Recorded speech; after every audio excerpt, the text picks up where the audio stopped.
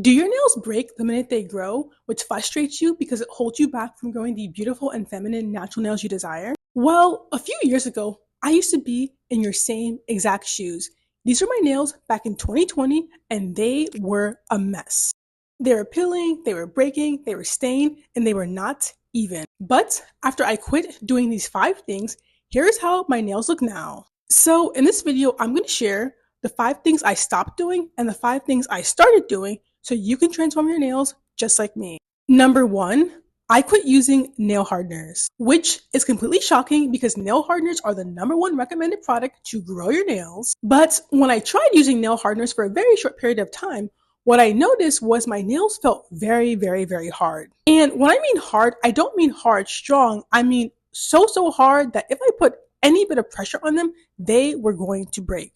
So I was like, you know what? Nail harness are not for me. This is definitely not the way to get stronger nails. And instead, the way I actually got stronger nails was doing a nail oil soak, which I know sounds really, really crazy, but if you mix some olive oil and squeeze some lemon juice and soak your nails in it for 10 minutes, this is the simplest way to get stronger nails.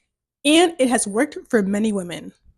Number 2, I stopped using regular nail files. And I know this seems super duper random, but if you look back at my nails in this photo, notice how there's a lot of jagging and splitting at the top. And what I later found out was that these jags and splits were caused by the very rough nail file that I was using.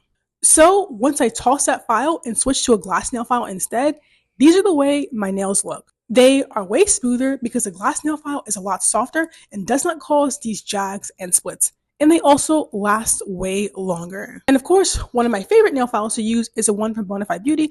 And I do not recommend that you get any sort of random glass nail file on Amazon. A lot of them, unfortunately, are really dull, but Bonafide is by far the best and my favorite.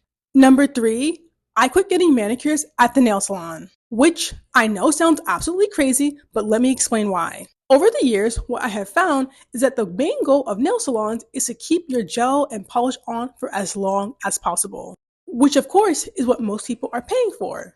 But the downside to this is that the methods used to get the polish and gel to stick better, like buffing and using an e-file, thin the nails out. I always say your nails are like a deck of cards, and every single time you use a buffing block on them, it just takes one layer of your nail after the next, and by the time you know it, your nails are paper thin. So I did not want my nails to be buffed. I did not want an e-file to be used. I did not want my nails to be clipped down in a way I did not want. So in order to ensure that my nails continued making progress, I stopped going to the nail salon. Number 4, I stopped neglecting my nails and leaving them dry and started applying cuticle oil at least once a day. So fun fact, back in my days of doing a lot of nail art, I thought cuticle oil was just an add-on. It was something that you just put on your nails after a manicure, no big deal. It was just there to moisturize your cuticles. But I was completely wrong. Cuticle oil plays a very vital role in nail growth. And without having something to constantly re-moisturize the nails, my nails would be stripped, dry, and eventually break and look like this. But once I started using cuticle oil at least once a day, this helped reduce breakage immensely. Number 5, I stopped using my nails as tools. And I know you might be saying, okay, Ash, I hear that all the time. It's just blah, blah, blah. But I promise you, it makes a difference. When I did not listen to my own advice and actually use my nails as tools, I ran into one of the worst accidents I've ever had with my nails. It was very, very, very painful, and it took 3 months to completely get my nails to bounce back. So here are some changes I made to stop using my nails as tools. And now my nails pretty much never break. Number 1, when I open things, I like to use the pads of my fingers and not my actual nails. This helps me reduce the amount of pressure I put on my nails to avoid side cracks especially, because again, side cracks are from pressure. Number 2, I place tools like scissors around the house in places where I tend to open boxes, so when that package does come and I'm super excited to open it, rather than rushing and opening the box, there's a scissor right there in the drawer that I can use.